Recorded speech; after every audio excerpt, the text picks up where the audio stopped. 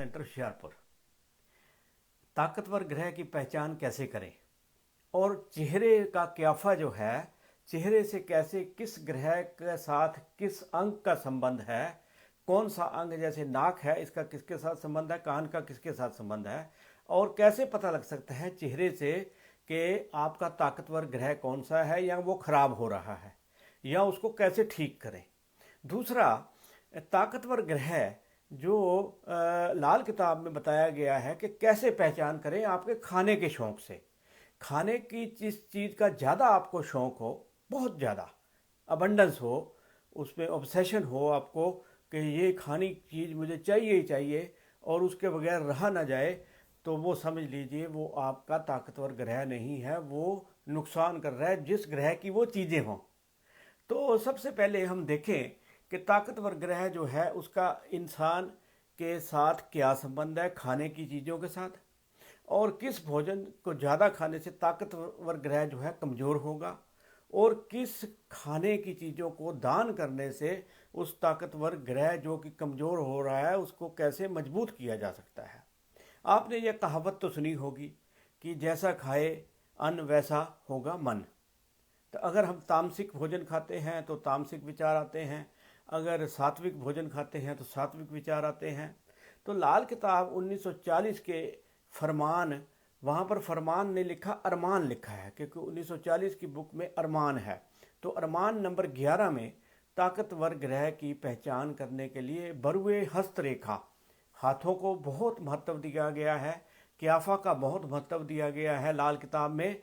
और लाल किताब की कुंडली का अध्ययन किया ही नहीं जा सकता अगर हाथ और चेहरे को अच्छी तरह से ना परखा जाए।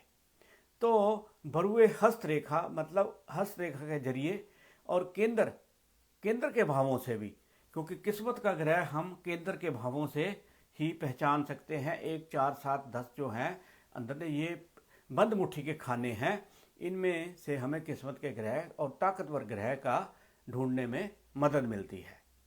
इस बारे में लाल किताब में बड़ा विस्तार से भी लिखा गया और उसको आगे खोज करने की भी ज़रूरत होती है। तो किसी इंसान में ग्रह की ताकत ज़्यादा होगी अगर वह व्यक्ति उस ग्रह की चीज़ें खाने का आदी न होगा। उदाहरण के तौर पर लाल किताब में लिखा गया 1940 में कि सूर्य की खाने की वस्तुएं उसने नमक बताया है।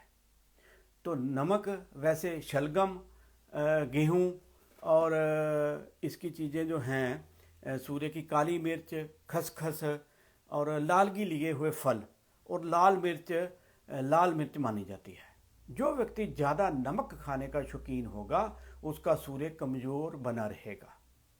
को कमज़ोर सूर्य हो तो उसकी पहचान होती है कि उस व्यक्ति का बीपी बढ़ेगा या बीपी घट जाएगा, या उसके दिल की बीमारी होगी, उसको सांस संबंधी तकलीफ़ें, दिल के साथ संबंधित जो सांस की तकलीफ़ होती है वो होगी। तो इसलिए ज़्यादा नमक खाने से सूर्य कमज़ोर ही माना जाएगा।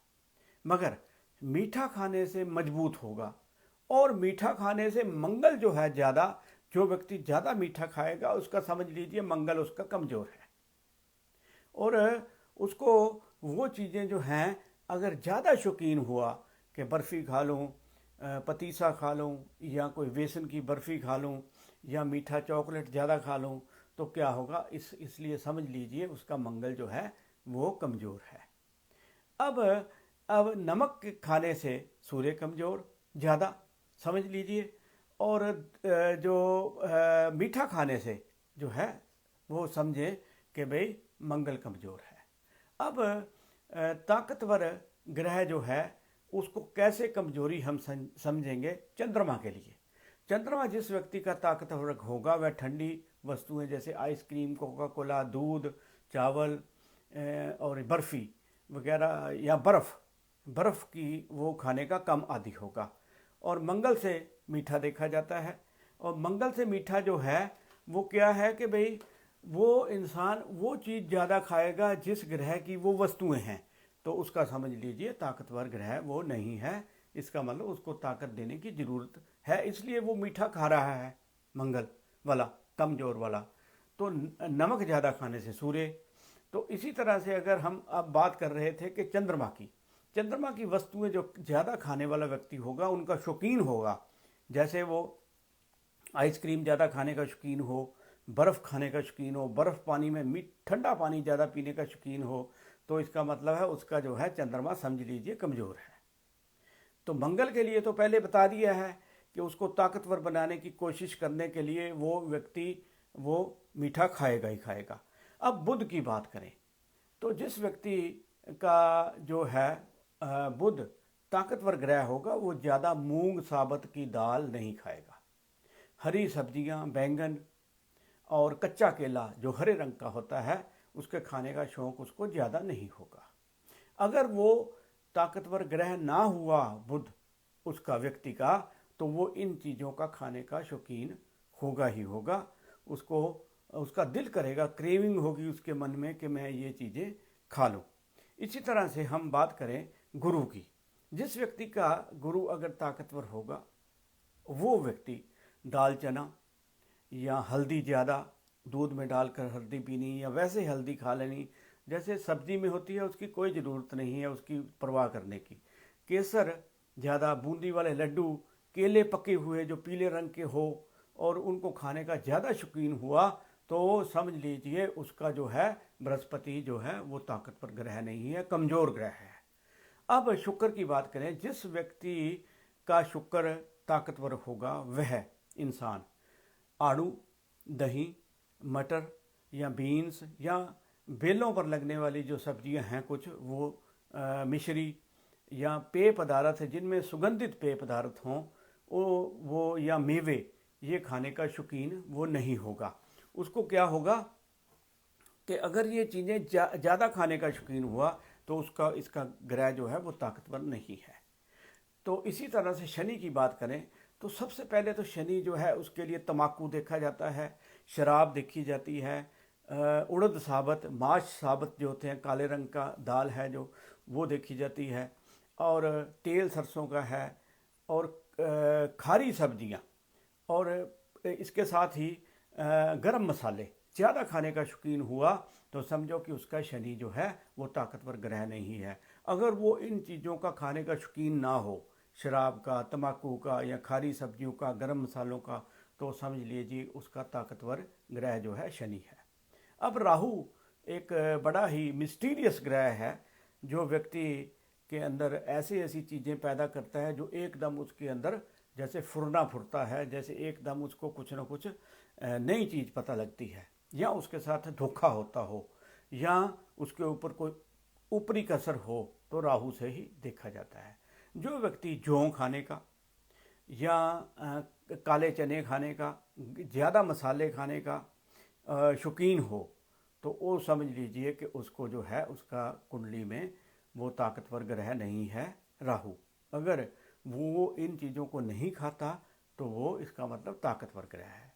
केतु के लिए हम इमली देखते हैं, खट्टी चीज़ें देखते हैं, कई जगह पर केले भी देखते हैं। तो अगर जो व्यक्ति इमली खाने का ज़्यादा शौकीन हो तो उसको क्या है, उसको मतलब कि वो केतु उसका कमज़ोर ही होगा। उसको हड्डियों के दर्द हो सकते हैं, उसको साथ में पेशाब के रोग हो सकते हैं, उसकी यात्राओं से लाभ नहीं होगा, उसको बच्चों के से लाभ नहीं होगा, खास करके मेल चाइल्ड से।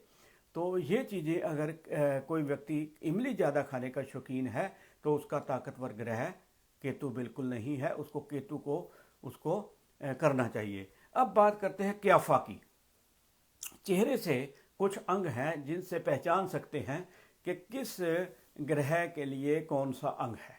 सबसे पहले अगर देखें तो बृहस्पति के लिए नाक को माना जाता है, और अंदर जो गोलाई लिए हुए हैं नोस्ट्रिल दो, ये बुध की चीज़ें हैं। तो इनसे हम बुध भी देखते हैं और नाक से हम बृहस्पति भी देखते हैं। तो अगर किसी को नाक में कोई प्रॉब्लम आती है तो समझ लीजिए उसका बृहस्पति जो खराब है। उसके सांस की कोई प्रॉब्लम आती है तो समझ लीजिए बृहस्पति खराब है। उसकी बुद्धि में कोई प्रॉब्लम आती है तो समझ लीजिए उसका बुध भी खराब है। इसी तरह से हम सूर्य से जो राइट साइड की आइज़ है उसका देखते हैं, और चंद्रमा से लेफ्ट साइड की आइज़ का देखते हैं। अगर राइट साइड की आई में कोई प्रॉब्लम है आपकी आंख में तो समझ लीजिए कि आपके जो है सूर्य खराब है। डेलों को देखने के लिए चंद्रमा और सूर्य, जो पीछे रेटिना है उसको भी देखने के लिए सूर्य और चंद्रमा ही देखे जाते हैं। अगर उनमें कोई खराबी आती है तो इसका मतलब ये है कि भाई आपका सूर्य और चंद्रमा जो है वो खराब हैं।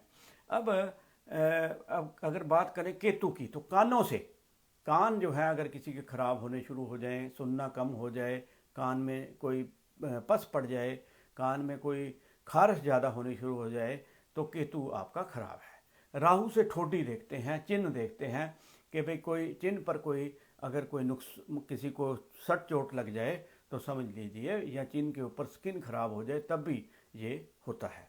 अगर स्किन की कोई प्रॉब्लम मुंह पर हो जाए तो समझ लीजिए शुक्र आपका खराब है। पिंपल्स निकलें तो मंगल खराब है। अगर पिंपल्स ज़्यादा निकलते हैं और छाइयाँ पड़ गई हैं तो ये है मंगल के कारण भी वो ये हो सकता है। तो मंगल नेक अगर देखना हो तो सिंपल सी बात है कि उस व्यक्ति का ऊपरला होंठ देखिए, अगर वो सही है, ज़्यादा बड़ा नहीं है, तो क्या है कि उस व्यक्ति का मंगल जो है नेक है।